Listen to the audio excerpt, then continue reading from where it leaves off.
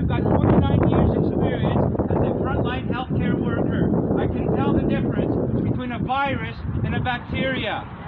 And when the kids go to school and they're told to put hand sanitizer on, it kills bacteria, not virus. So we're going to show the school administrators that this stuff actually is harmful, where the pediatricians say it's good for them.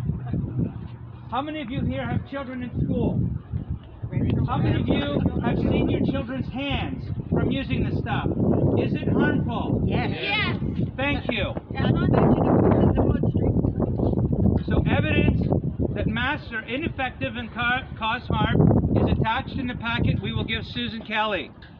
We are actually giving them the science, where the 8 pediatricians say there is no harm, there is no evidence that they cause harm. We are going to give them oodles of evidence that shows that they cause harm.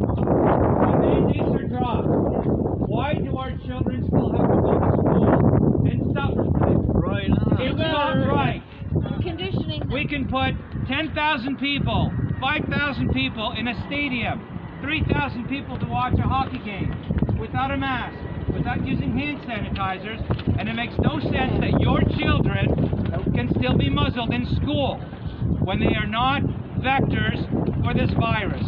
And we are going to give this evidence to the school board.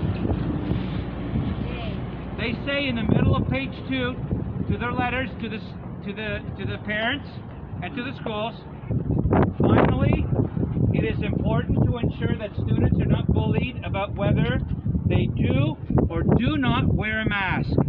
There is a choice given to the parents and to the schools. Now I understand we have some parents here that called me this week.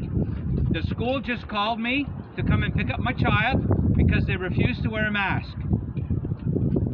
Right here on the website and on the letters sent to the parents. It is important to ensure that students are not bullied about whether they do or do not wear a mask. There is an option whether your child can or cannot or should not wear a mask in school. But if you are getting a call from your school saying, come and get your child, they're not welcome here because they're not wearing a mask. They're being segregated, they're being bullied, and that is wrong. So this document went out to the school board and to the parents, and they're being bullied, and it is wrong. So we're going to call them out on this. So in a few minutes, I'm going to go in there, and I'm going to see if Susan Kelly will come out and talk to us. We're serving her the drop the mic letter from Action4Canada, since she was already served a number of notices of liability back in December. If she will not come out, still giving her the letter, and hopefully we'll see some action here. The right thing for her to do is to read the information and from the information determine masks are harmful. The mandates have been dropped. The right thing to do is to unmask our children, take this letter that says the children will not be bullied, contact all of our schools and say, hey, we've got this letter, the parents got this letter, the schools got this letter. If your children choose not to wear a mask, they're not to be bullied. Treat them like any other child in the school.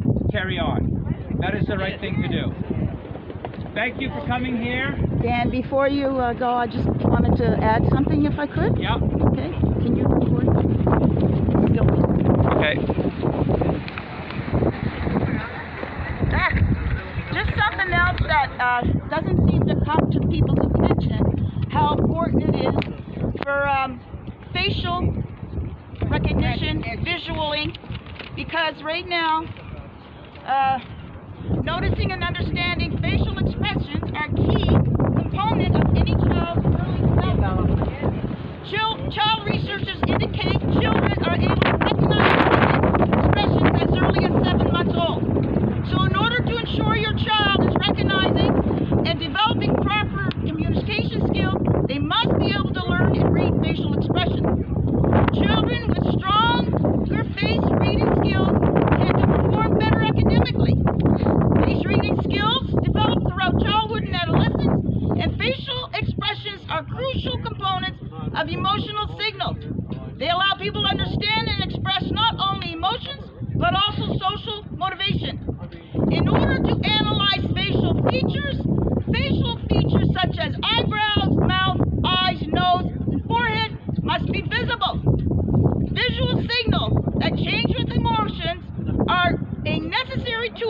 growth and development.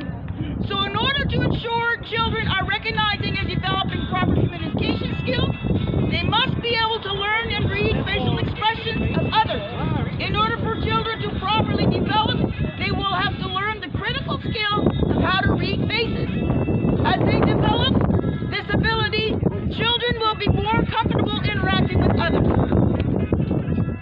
So, the risk posed to children by COVID-19 school guidelines has many implications, not only to health, but also to child learning development.